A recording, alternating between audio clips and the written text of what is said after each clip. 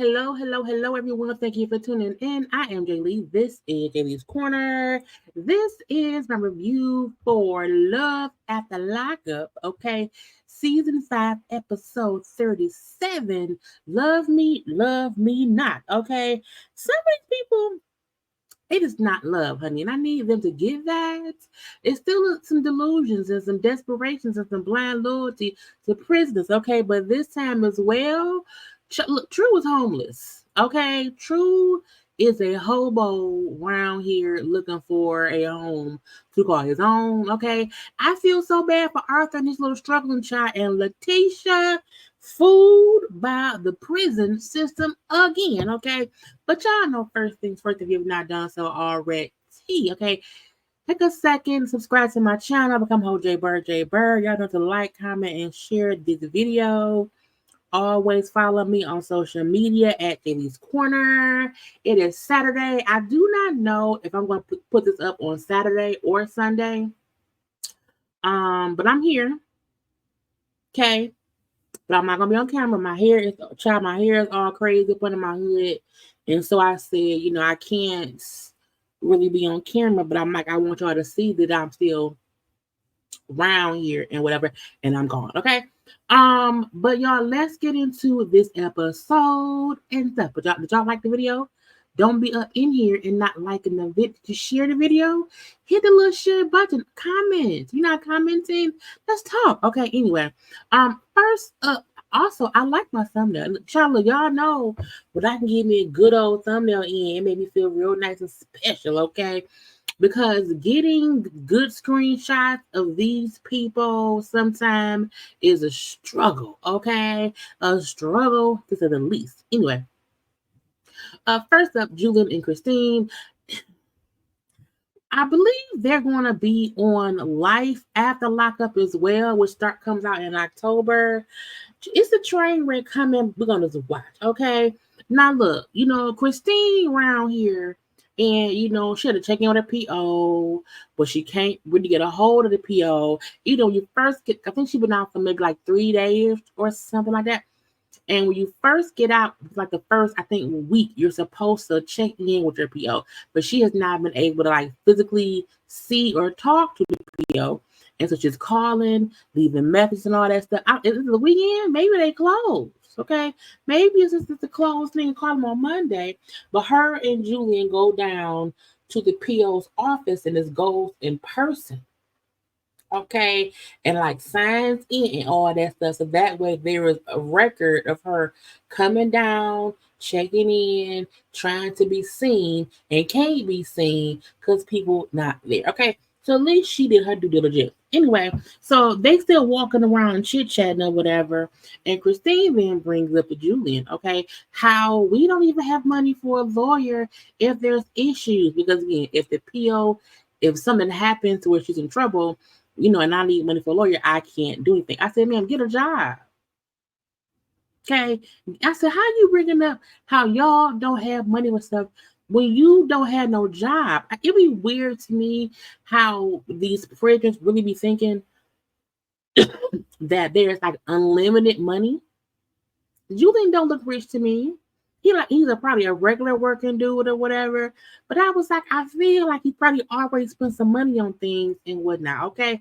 So Julian does say, well, first of all, I've already been paying for a lawyer in Ohio, okay, to handle the child custody and child support issues with her twins. Okay. Now she wants me to pay for a lawyer in West Virginia to deal with her mama and her son and those custody issues. She think money grown trees, okay?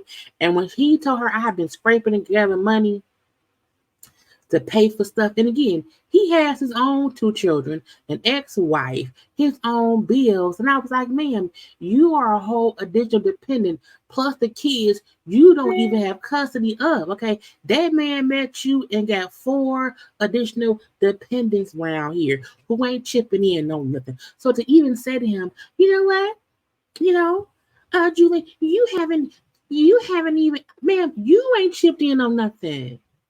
Okay, ain't not on nothing. And it aggravates me when people who ain't put in on this is complaining about what you either have or have not paid for it. And when he brings up, I'm coming right here, ponytail.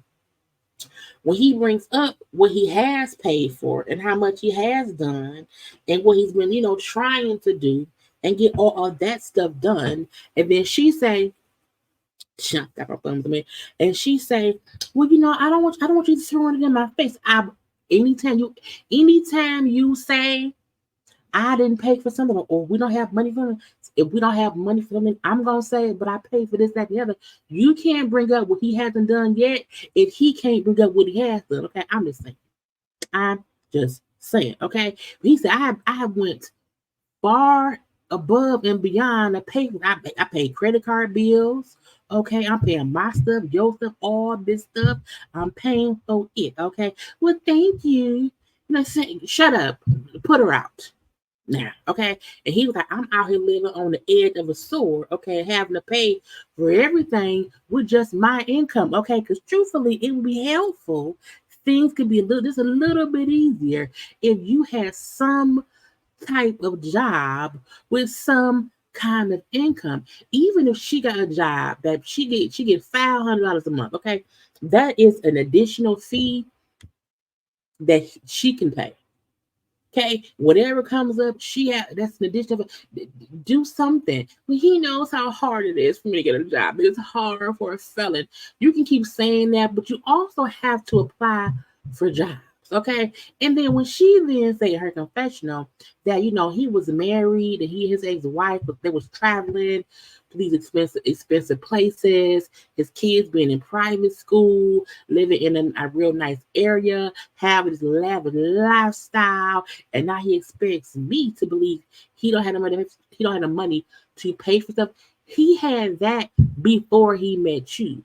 And if he had that while being married to the ex-wife, that probably means it was like two incomes. Okay, it wasn't two or three households. You can't compare what he did in his marriage to now. You can't do that. Okay, and to even bring up what he's done, and I guess she's saying like I thought he could be able to take care of me, but I'm like, man, it sounds like your legal issues is what's breaking the bank. Okay, he told me in prison he would take care of me. Are you homeless? Are you homeless? I think he's hiding something from me. Probably his bank account number. Oh, help him. Anyway, Bianca and Daniel. I also believe they will be on Life After Lockup that comes on in October. I mean, I don't know why, but I guess it's because ain't nobody else their child.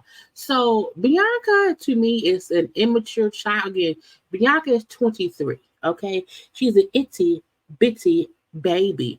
Okay, 23 years old, and Dame's 21. Okay, now we see she has moved to Arizona because that's where he's gonna be, get out of prison from. And she's like, I'm here, I'm by myself. It's the first time I've lived on my own.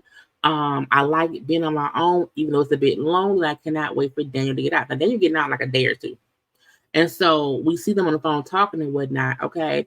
And he brings up how with my PO denies me staying at the apartment, which she got an apartment there, honey. She rented an apartment for 4 months to be in Arizona because that's how long he would have to be there before he can transfer anywhere else, I believe. I think that's what it was. I don't know.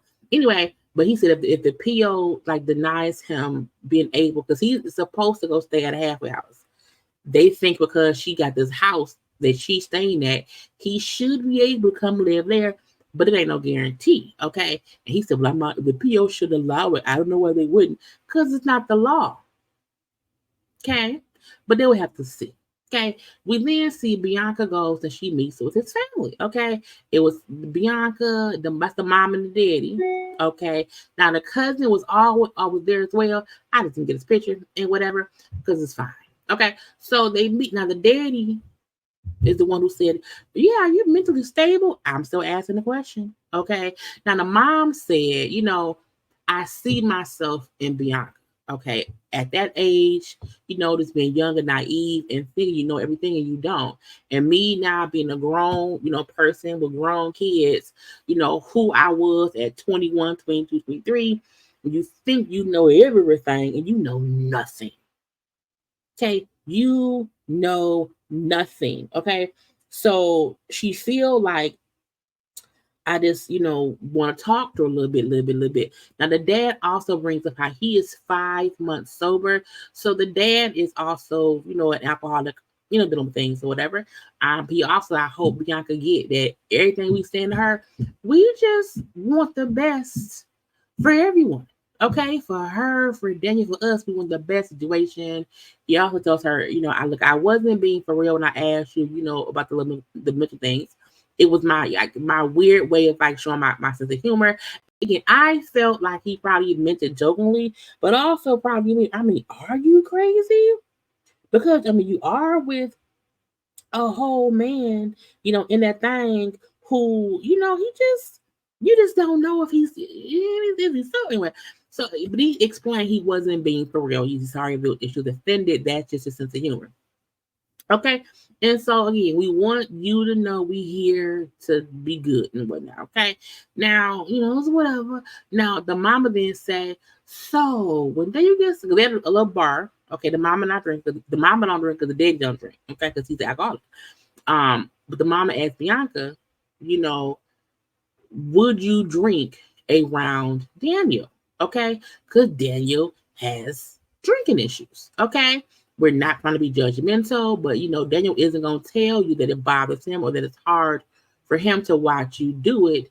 If you're drinking, that he won't say that to you, and that is something about dating someone who is an addict.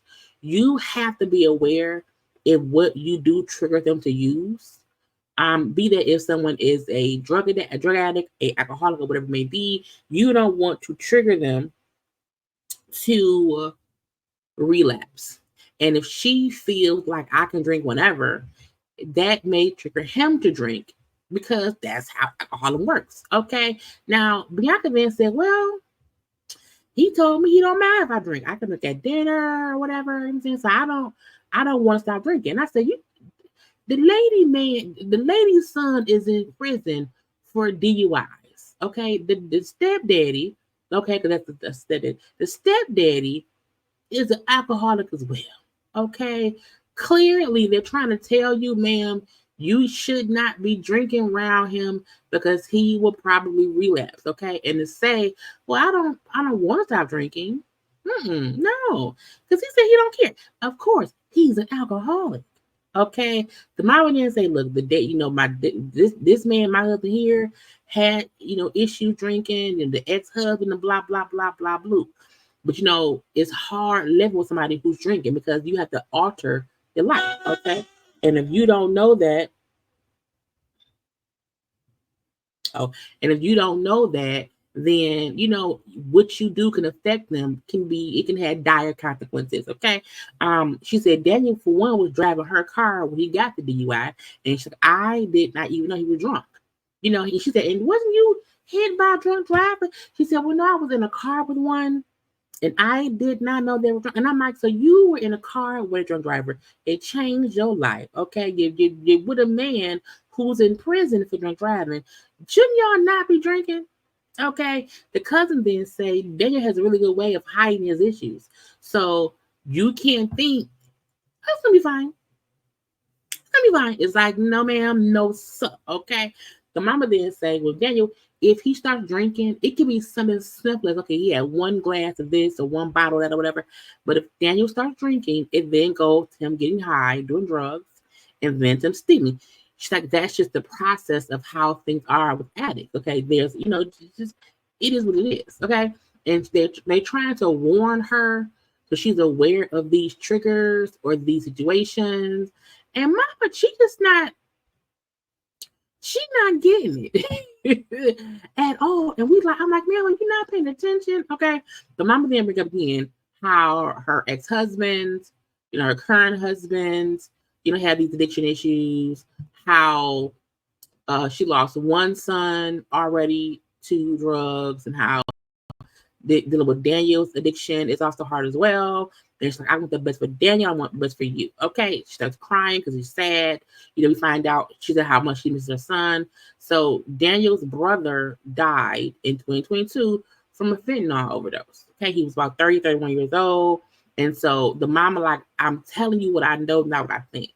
I'm telling you about dealing with people or being with people who have addictions and how you can't play around with it.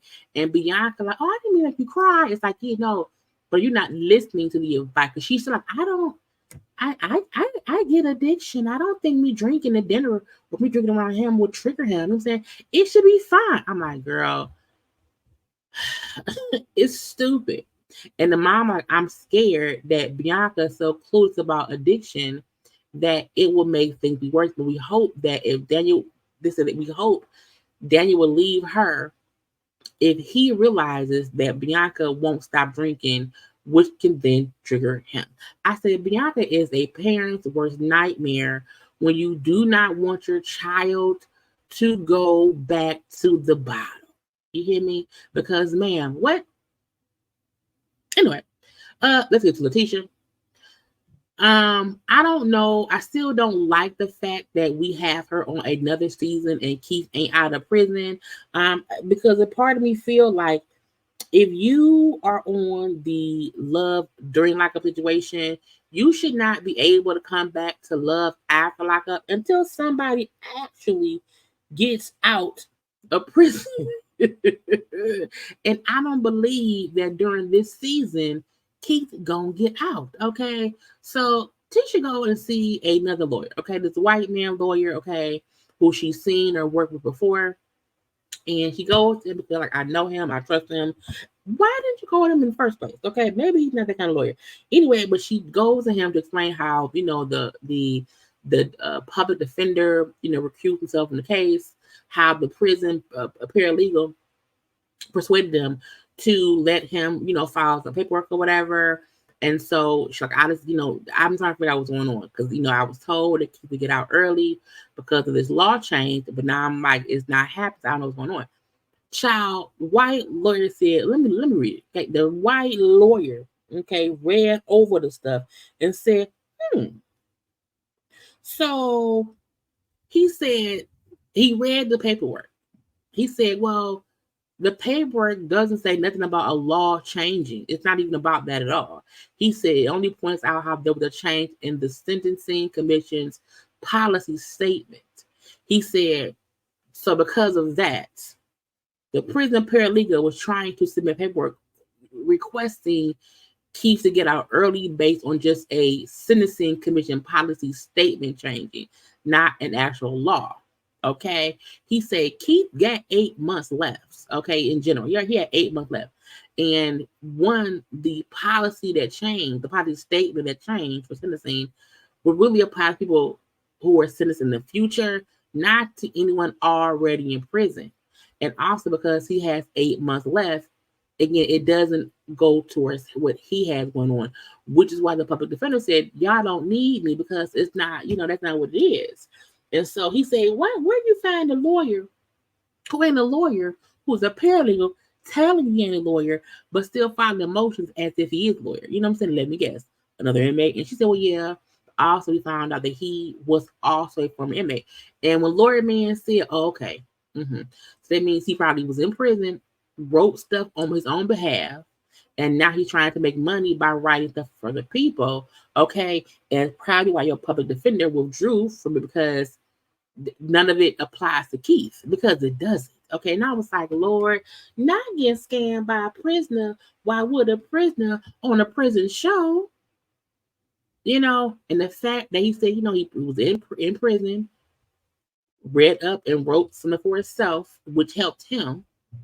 He's now telling other people, I can help you too.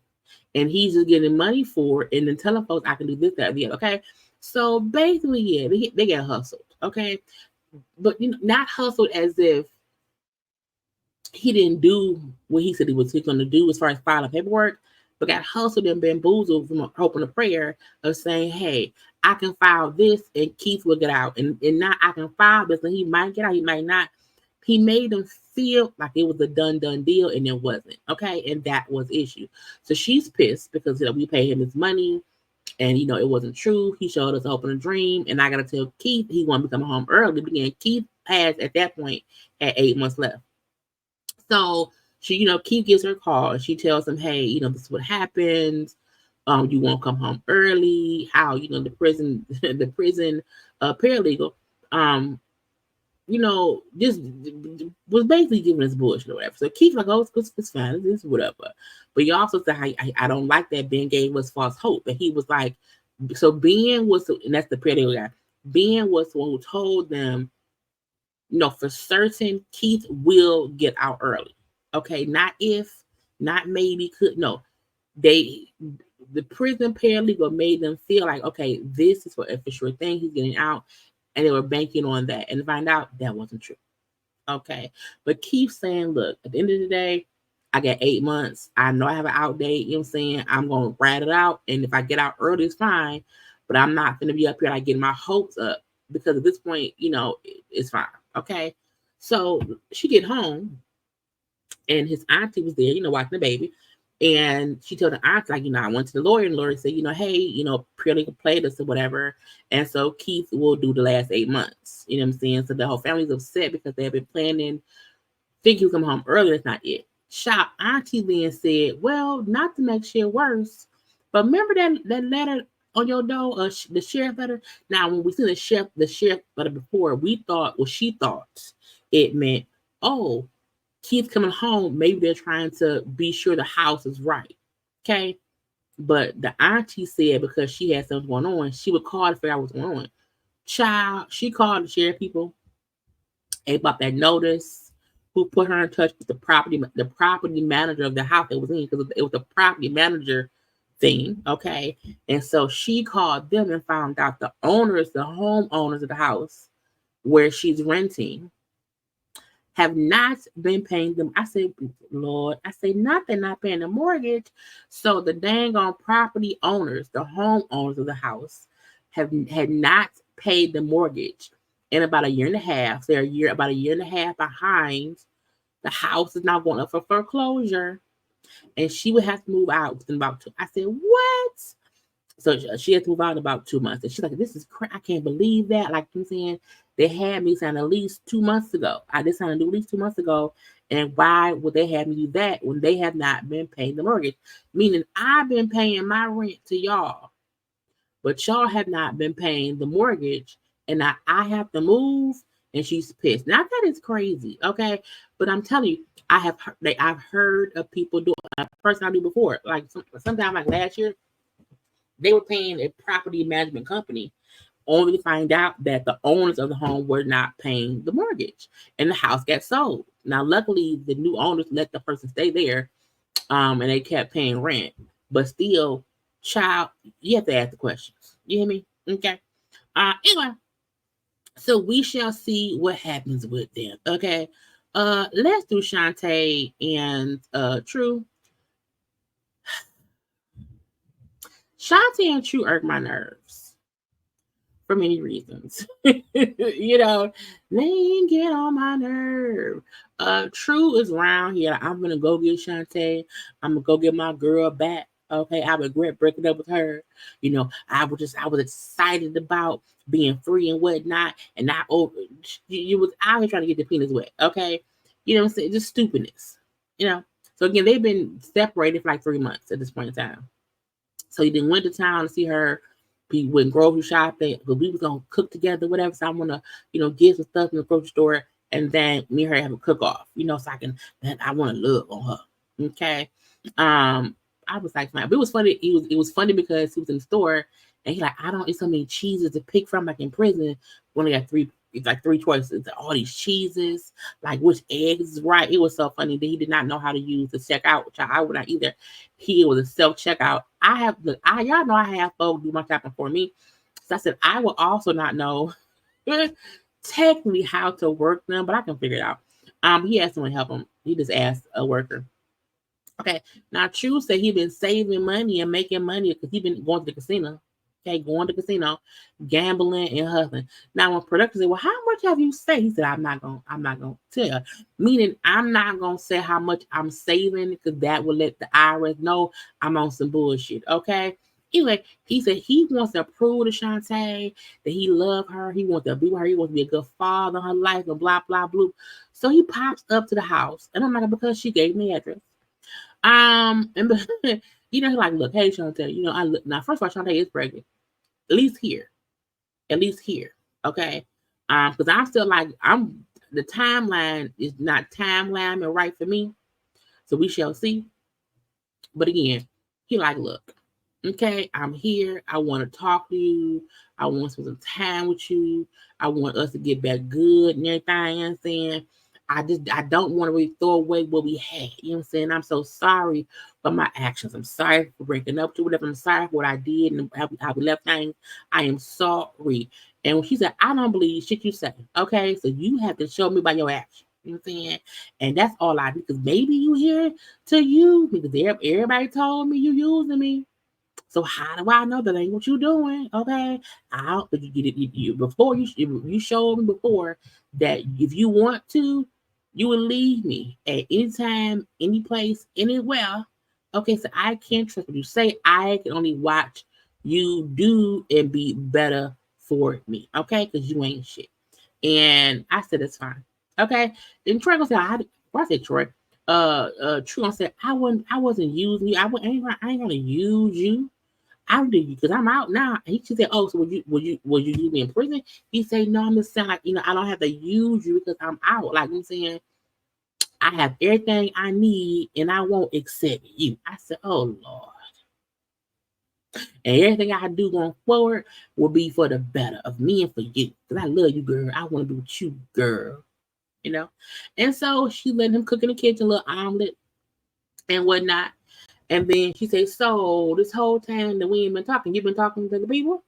He said, you mean since we haven't been talking? She said, yeah, since we have not been talking, have you, been dating other people? He said, well, yeah. Yeah.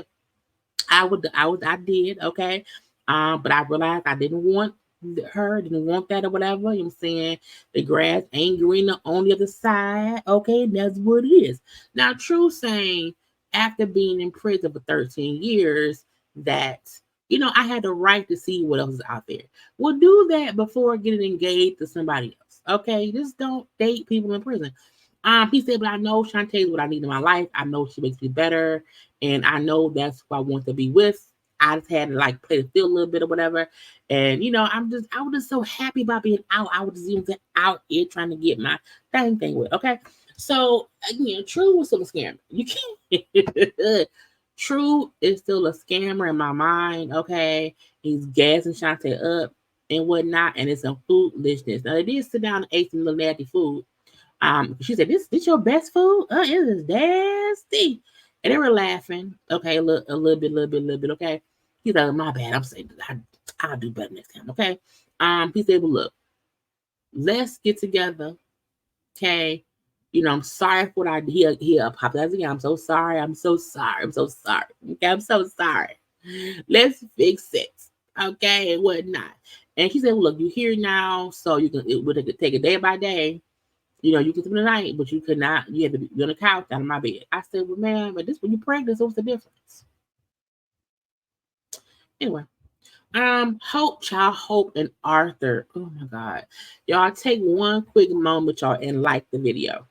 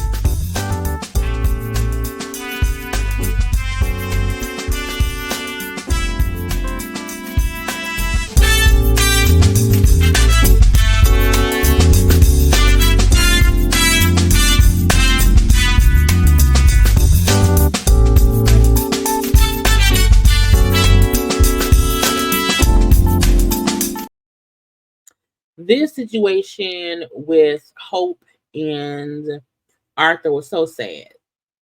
for many different reasons. Because I think I heard that he's supposedly back in jail now, and it's supposedly behind some BS that Hope did. I don't know. I haven't really looked, dug that deep into it. I'm like, I like to sometimes wait until the season's end for the spoilers. But people, I was been all over social media and stuff, or whatever. But seeing how things were here, so I guess this is a sad situation. Okay, so we know the last time we seen them, Arthur was out with mom was like midnight. Hope got pissed. He got paid on midnight. So this is like after that. Okay, so he like, I'm sorry, for not being more open about hanging out with my mom or whatever. I'm sorry, blah blah blah. Well, thank you, but next time don't make me feel that kind of way. I cook food and you ain't eat it or whatever, and I just want to be more involved when you are doing stuff and me just being aware of what you're doing, where you're going, and all of that. Now, I'm gonna pop on screen real fast. A part of me feel like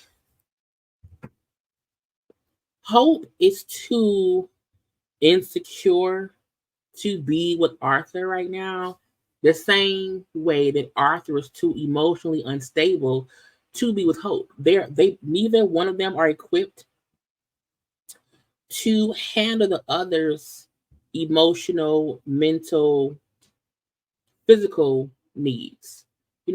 Sex can be great, but if you can't handle the other things, it ain't gonna be good. Okay. So, she put a little date, because Arthur wants to like be a clothing designer. He was making clothes in prison. Again, Arthur was in prison for 4 years this time, but he's been gone. He's basically been in prison for like 10 years. It was a little short break in between, but it's been like a 10-year span of him being locked up. And he was making clothes in prison. He liked to do that. Okay. So Hope planned, hey, let's go to the fabric store and pick out some fabric. You can make some clothes on your sewing machine and everything, whatever. That was nice. A nice thing that she did. Okay. When you bring I was in prison making clothes, whatever, and I just fell in love with making clothes. Because you still want to feel good about yourself even in prison, for your clothes to feel a little bit different. You know what I'm saying? You want to feel good or whatever, okay? He brought up how he also made clothes and like stuff for the people, but did not charge people, because like I feel like I didn't want to charge other people, because we all have a right to feel good about ourselves. And if I'm charging people, if folks can't afford it and they can't, you know what I'm saying? And that was a nice thing to do. Okay. Arthur seems like a nice guy. Arthur seemed like a kid who got caught up in the BS.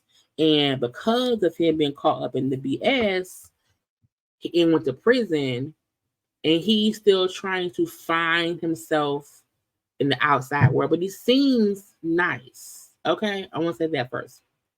So that's the little fashion store, whatever, fabric store. Okay, we then see Hope with a little FaceTime call from her sister, and she walked away to take the call. Okay, so we then find out Hope family don't know about Arthur.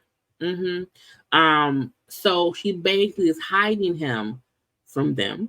I was like, I don't want to know yet, and blah blah. And I feel like this: when you have to hide your person from your family simply because you feel like they're gonna think it's the wrong decision to date someone in prison, that's unfair to the person you're dating in prison. Because I should not be in a little secret, especially once I'm out of prison. Anyway, so she walked away on the phone with her sister. Arthur didn't know what to do, because Arthur was chopping fabric. Okay, which was so cool to see. Even him knowing the type of fabric some of them were, or whatever. So Arthur is now walking up to where she's at on the phone, and he starts saying something to her, and she shushes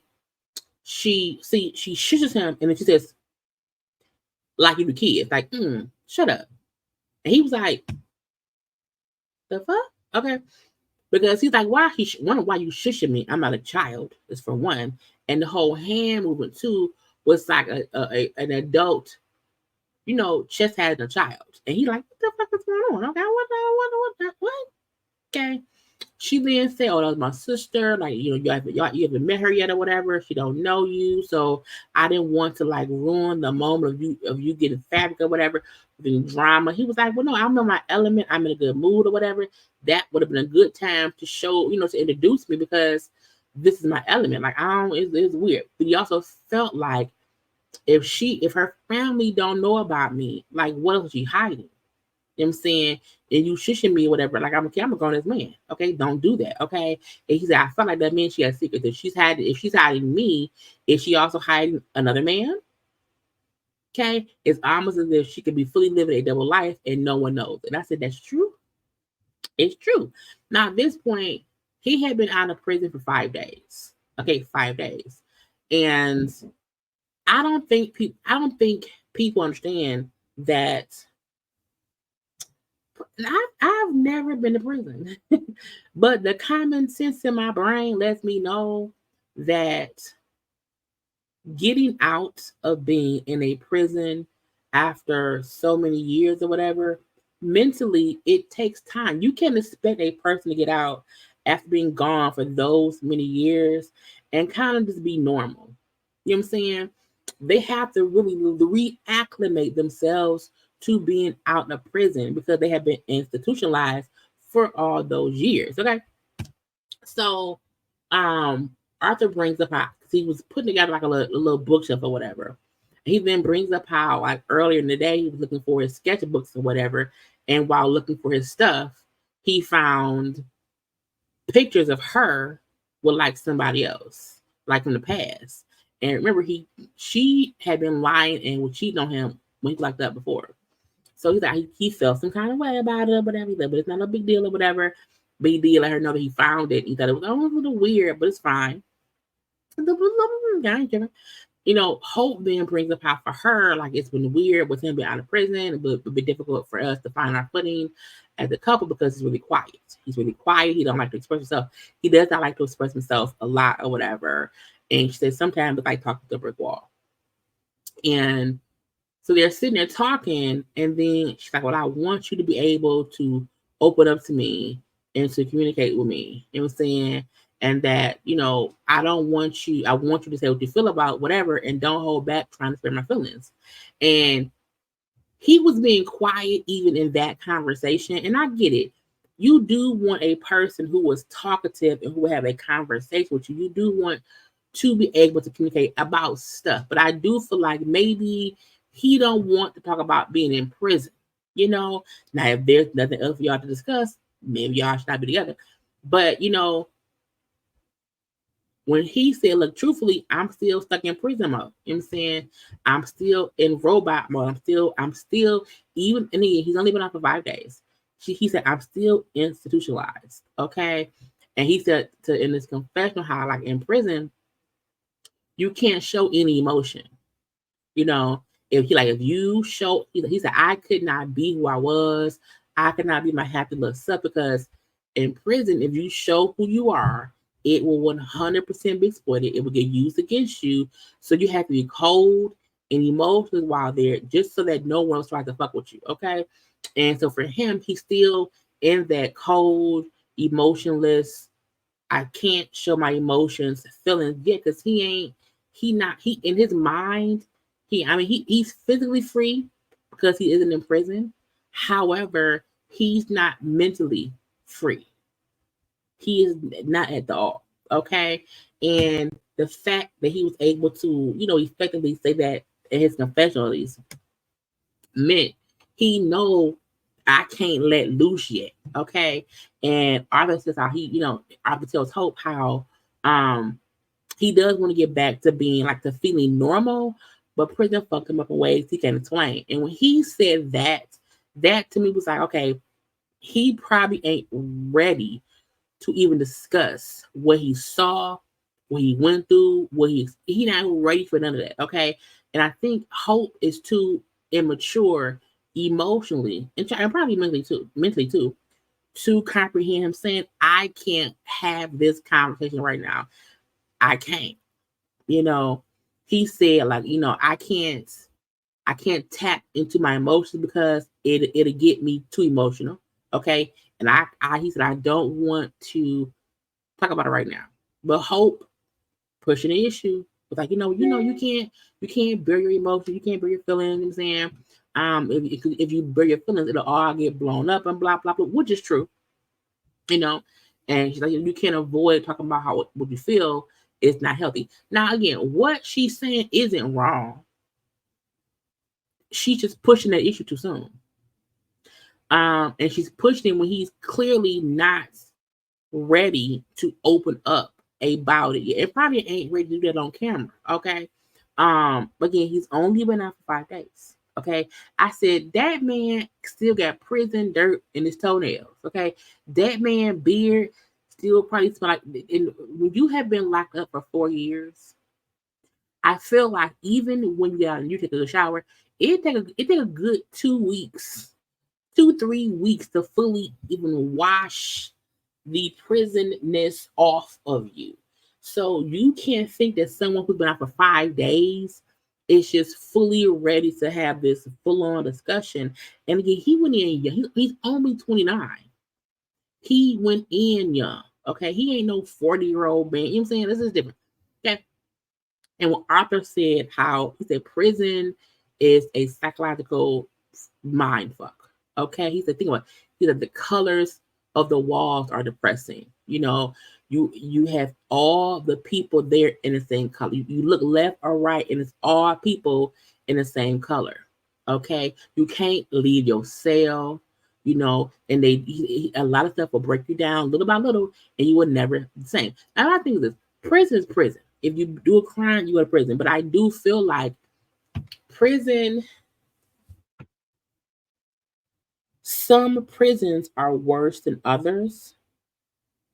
And there does need to be some kind of restructuring in how people are housed and how they're treated. Because him saying like the walls, the colors are depressing. So you're there and you're just depressed. I'm in a little cell. I can't go anywhere. And even the fact that I have to stay in my cell for all day. I can't go out to the yard. I'm in a but it's prison. So I fully get his point in saying you are punished and it's a mind fuck because of all this. Because I didn't even think about the wall colors being depressing. He said you see the same stuff every day in, day out, and it messes up your mind. And the thing about it is the fact that some people go to prison and they have an out date. Not everyone goes to prison for life. If you go to prison, if you got a 3-month prison sentence or whatever, or even 4-year, it is something to be said that you went to prison for a short time for a crime, but you never are the same after because of the conditions of a prison. You know what I'm saying? That's crazy to me. Okay. But Arthur then gets up and walks away. Okay. Because he starts having basically a panic attack. I think maybe even anxiety attack or whatever. You hear him breathing hard in the hallways or whatever. Production then took him outside to get some air, whatever. And he outside, child. And I'm like, you can see in Arthur's face, he not there. He said, I don't know what's going on with me. I don't know what's happening to me. Okay. Like I feel like people look like demons. Some are like demons. Some buildings are like shifting and moving. And I don't know what's happening. I felt like maybe I'm going to die and I'm going to hell for the things that I've done. So he's having like a psychotic mental break because, in my opinion, Hope was talking to him and he was trying to avoid having a conversation about prison, and things he experienced in prison was coming back to him, and he was like, oh, what's going to happen? You know what I'm saying? So it was so hard to watch. I'm like, he is tripping right now. Somebody help him. What are you doing? You know what I'm saying? And so he outside. Hope then walks up. Okay. What's wrong? What's wrong? You want to hug me? I need you to give me something. And he looks like blank in the face. And he's looking at her. And I feel like because he's right thinking, is she real? Is she fake? Is she demon or whatever? And he's trying to like process stuff. And then she tried to like put his arms around her. He was like, no, stop. You know what I'm saying? And he's like looking at her, whatever. He was like, Hope, I love you. I'm not, and it felt like him talking and saying, I want to say I love you to people because I'm probably going to die. You know what I'm saying? It was so sad. I don't know what's going on. Okay. We didn't see a production called his mom, had his mom on the phone or whatever. And the mom like, what's going on? You okay? And he said, Mom, I love you. And I'm like, it was so, it sounded like somebody saying that because they don't know what else to say and they feel like they're going to leave this earth. Okay. And she said, you having like an anxiety because you went in prison? He said, I think so. I don't know. I think so. It'll be okay, son. You'll be okay. And I think that may be another reason why she wanted him to go home with her. Because again, he is emotionally and mentally, he was just breaking at that point. And it was so sad. And I love the fact that production stayed with him, got him air and stuff. Now, Hope kind of pissed me off a little bit, but she did say, I don't know what's going on. Like, because he ain't saying shit. And I said, ma'am, look at his face. Okay. You know who I am? It's okay. So she did start comforting him or whatever, but I was like, girl, it's crazy. Arthur then said in his confessional, I know I have PTSD. He said, he saw someone die in prison. He said, I should have never saw it. I should have never seen someone's life drained from them in that way. I should have never been there. I wish I was never there. I wish I could erase it. Also, again, memories and stuff from prison is hitting him because he was being told, let's have emotional conversations. Can't hold it all in. And he wasn't ready for that type of conversation. He needs some therapy. You hear me? Because he was having a full-on panic attack, because, at the end of the day, Arthur still not only he had to adjust to being in prison, and now he's having to adjust to being out of prison. And it's just all hitting him at the same time, okay? We then see production say how, production paused filming, and they had Arthur get some mental health service. And I'm like, please help him, okay? Now, again, I have not fully read up on what happened with him and Hope, but I'm sure by the time the season ends, we'll have more information. I'll probably look up there. Lastly, we have Zariah and Troy. Zariah, I don't like you. They will also be on Life After Lockup, which comes on in October. Zariah is a problem. Zariah is also someone who has self-esteem issues, jealous issues, because, ma'am, what the fuck are you doing? Okay. Troy has been out for 3 days. 3 days. Uno, dos, tres. And, they're going to, because with Troy's daughter and baby mama lives in Buffalo. So they're, Troy, Zariah, and Troy mama is going to Buffalo, okay, to see the baby. Because his daughter's 7. He's like, I have not seen my daughter since she was 7 months. So it's been like 7 years, and I want to go see my daughter. Okay. Zariah say, I don't feel good about being around his baby. I said, bitch, it ain't about you. It ain't about you or her. Okay. But I'm like, how are you saying I don't feel good about being around his baby? It's not about either one of y'all hoes. You hear me? And she getting dressed with that dirty ass ponytail, that old ass ponytail that she did not take out, but she just put some new gel upon it and made it more crunchy. It made me mad. You hear me? But she tell Troy, I don't know why I gotta go. It's about you and your daughter. I shouldn't have to go. You know what I'm saying? I should not be around your baby. She's a bitch. I'm like, hi, girl. That man been out of jail for 3 days. He been locked up for 7 years. How you this pissed and upset about a lady you ain't met in person yet? How? And you going with him? I can get if he said, let me go alone. I don't need you. Then be a bit pissed. Okay. But he's taking you with him. What you mad for? Okay. And Troy, like, I just want to see my daughter. And my daughter said that she wants to meet you. So I want you to come. Period. Okay. But but whatever you want is what will happen. Okay. Well, I might not go, and I don't even care. Okay. And she really pissed because we found out Troy talked to the baby mom on the phone that day. So she felt like he hiding stuff. He not been honest with me or whatever. I don't trust him with the baby mom. I'm like, but you gonna be there. And you don't stand up for me. And if you want to talk to your baby mama, then you can just go by your, if you want to talk to her, go see her. But I was like, it was so strange. And Mama Karen, his mama was like, girl, what is wrong with you? Is you crazy? Troy had to talk to her to plan to see the daughter. Like, what do you mean? But whatever. Troy, you know what? I ain't going. Okay, pack your shit and get out. I said, not kicking him out on day 3. And Mama said, you can't kick him out. He live here too. Like this, both of y'all live here. Like, what is the problem? Like, don't let one day ruin y'all marriage. What do you? Because Zariah is fully tripping in a loose ass bra, an old ponytail. Okay, bad makeup. It's some bullshit. Okay.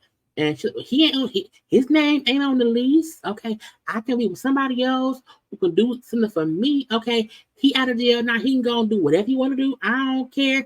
We can get divorced. I was like, you already divorced the first husband.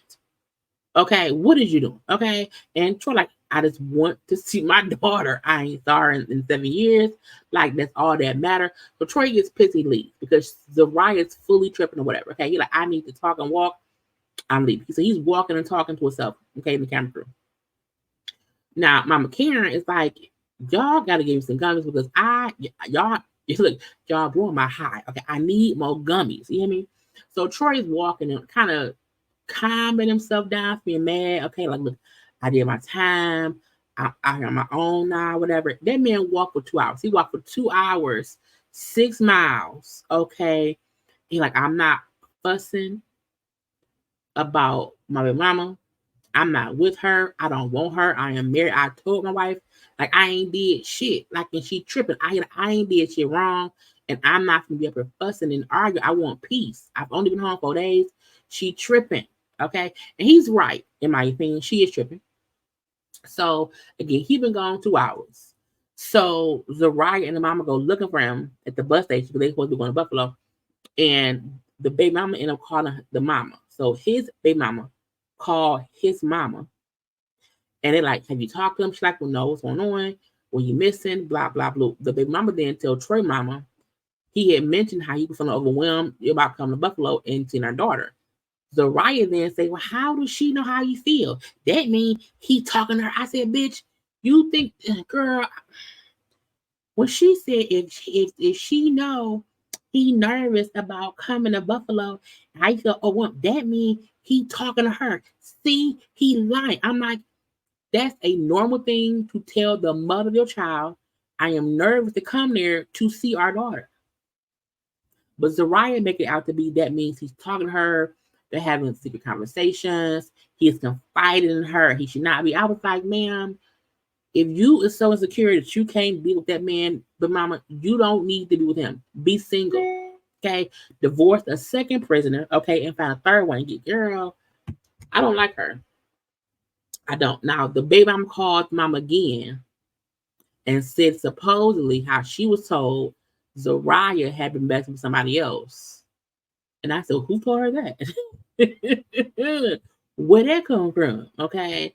And it just goes off because it's some foolishness. You hear me? Anyway, y'all, that was your episode. I hope y'all enjoyed. Y'all know, like, comment, share, and subscribe. Okay, around here. Do not forget to also follow me on social media at JayLeesCorner on IG, Twitter, and TikTok. And then, you know what I'm saying? Have a good day. Okay. I gotta go. I love you all. Bye.